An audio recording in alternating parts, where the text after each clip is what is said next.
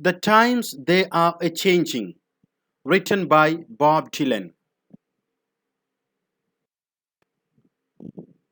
So we get a detailed idea about the poet, about the lyricist, song lyricist Bob Dylan.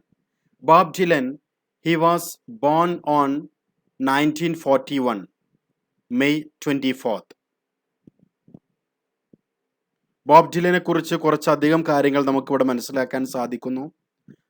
അദ്ദേഹം 1941 ജനിക്കുന്നത്, May 24. Bob Dylan, the first American song lyricist. The first American song lyricist. അമേരിക്കയിലെ ആദ്യത്തെ music lyricist ആണ് അദ്ദേഹം. പാട്ട് എഴുതുന്ന വ്യക്തിയാണ്.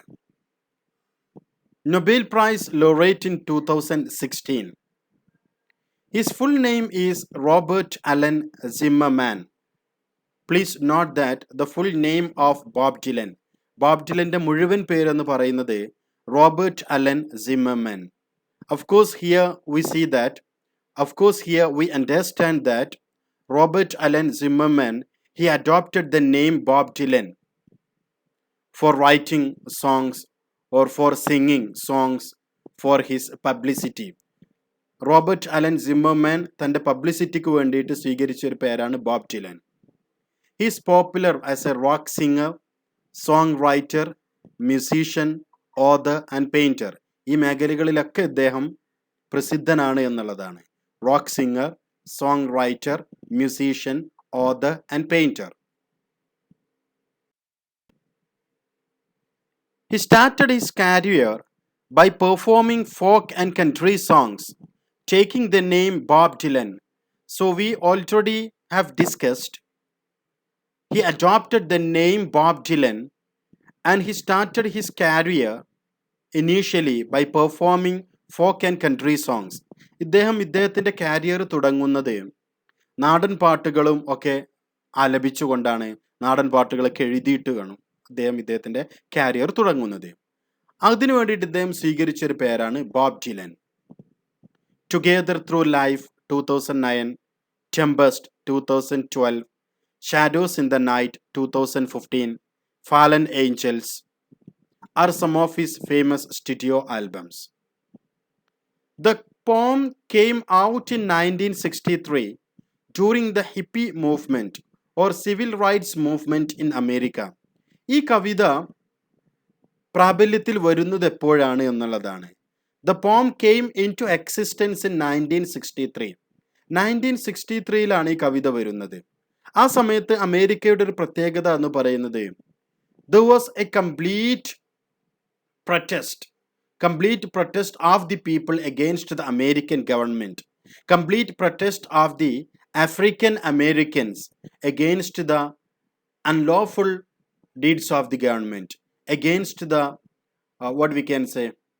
unlawful deeds of the government or against the flaws of the government. ഗവൺമെന്റിന്റെ തെറ്റായ പ്രവൃത്തികൾക്കെതിരെ ആഫ്രിക്കൻ അമേരിക്കൻസ് പ്രതിഷേധം നടത്തുന്ന ഒരു സമയമായിരുന്നു 1960s. ആ സമയത്താണ് ഈ കവിത നിലവിൽ വരുന്നത് എന്നുള്ളതാണ്. The poem came out in 1963 during the hippie movement. ആ ഒരു പ്രതിഷേധത്തിന് പറയുന്ന പേരാണ് hippie movement or American civil war, civil rights movement in America. We are going to understand what exactly we mean by the civil rights movement in United States. അമേരിക്കയിലെ civil rights movement എന്താണെന്ന് നമുക്കൊന്ന് വിശദമായിട്ട് പഠിക്കാം.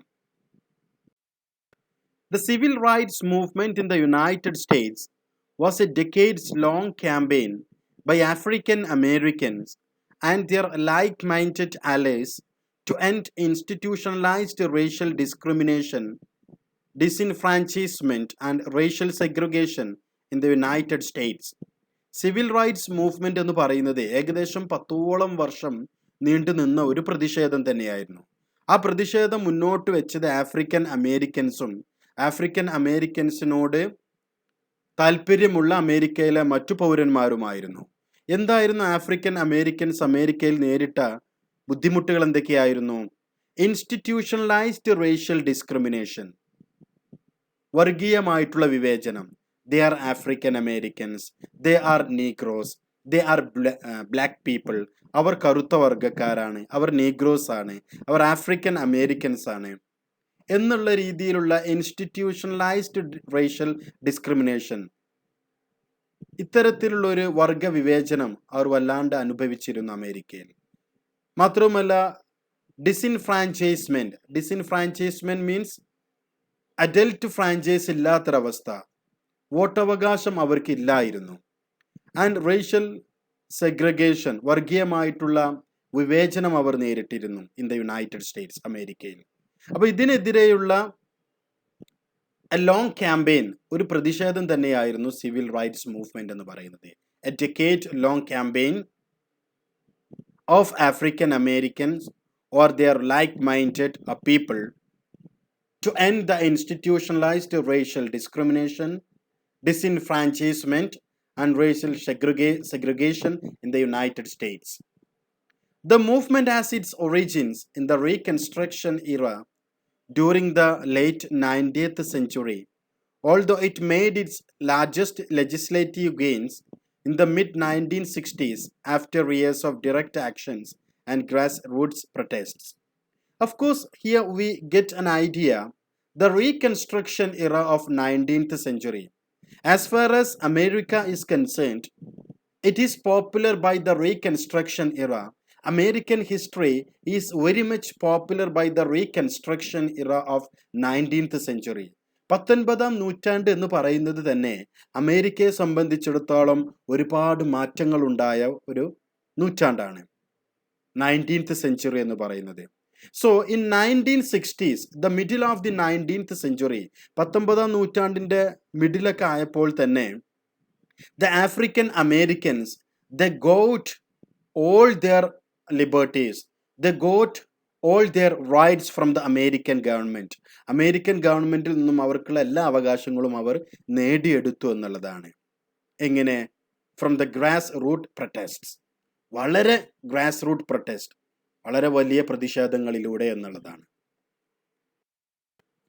The social movement's major non-violent resistance and civil disobedience campaigns eventually secured new protections in federal law for the human rights of all Americans. So here we see that how was the resistance? The resistance was completely non-violent.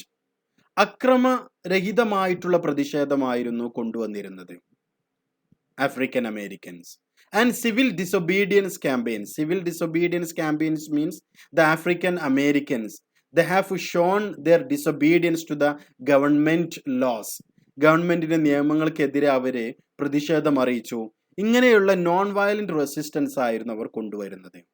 Ultimately or eventually, they secured all their protections in federal law, or they secured all their rights by the guarantee of federal law.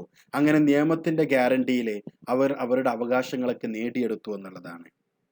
For the human rights of all Americans. So they have been considered equally like all Americans. A human rights of all Americans. മറ്റു American പൗരന്മാരെ പോലെ തന്നെ അവർക്കും തുല്യമായ അവകാശങ്ങൾ കിട്ടി എന്നുള്ളതാണ്. The Times They Are A-Changin is known to be rallying call for the early 1960s. അപ്പോൾ The Times They Are A-Changin എന്ന് പറയുന്നത് നമ്മൾ പഠിക്കാൻ പോകുന്ന കവിത എന്ന് പറയുന്നതും it is ultimately a rallying call.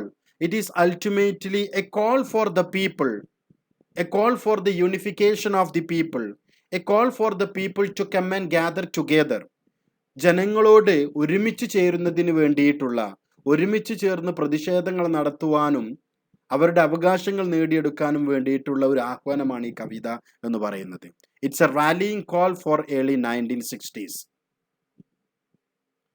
1960s തുടക്കത്തിൽ തന്നെ through the poem The Times They Are A-Changin, the poet is addressing the people, the poet is addressing the African Americans, the poet is addressing the like-minded people of in America.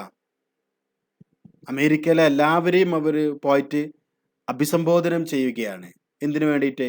Four a unification, to come and gather together and to attain their individual rights, social rights, അവരുടെ അവകാശങ്ങൾ കിട്ടുന്നതിന് വേണ്ടി in the early 1960s, 1960s തുടക്കത്തിൽ or 19th സെഞ്ചുറിയുടെ തുടക്കത്തിൽ.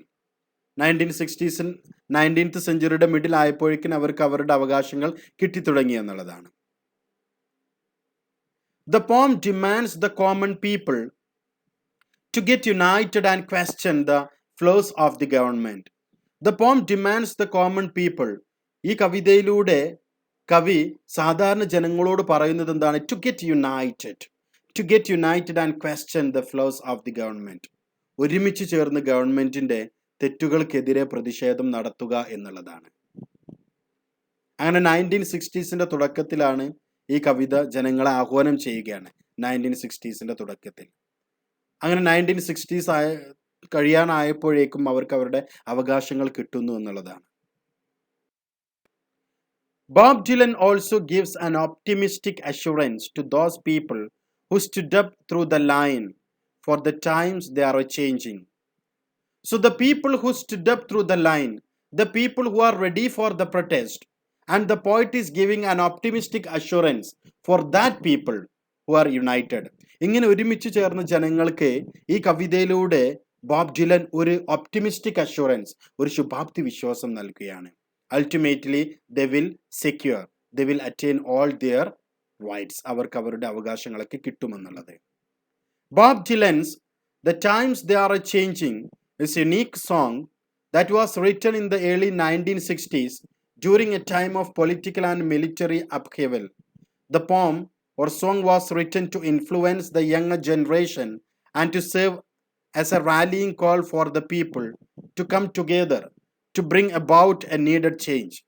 So here we see that, as we have mentioned already, നമ്മൾ നേരത്തെ പറഞ്ഞതുപോലെ തന്നെ the poem was written in 1960s, in the early 1960s. And what happened at that time? At that time there was a political and military upheaval. അവിടെ രാഷ്ട്രീയപരമായിട്ടും അതുപോലെ തന്നെ military സൈന്യങ്ങളുടെയും ഒരു അടിച്ചമർത്തൽ തന്നെ ഉണ്ടായിരുന്നു ജനങ്ങൾക്കെതിരെ. ആ സമയത്താണ് the people are united, the younger generation are united, and they have started their striving, or they have started their striking to get the rights for the African Americans. And African Americansന്റെ അവകാശങ്ങൾക്ക് വേണ്ടി അവർ പോരാടി എന്നുള്ളതാണ്. And together they brought a needed change. അങ്ങനെ ഒരുമിച്ച് അവർ ഒരു മാറ്റം തന്നെ സമൂഹത്തിൽ കൊണ്ടുവന്നു എന്നുള്ളതാണ്.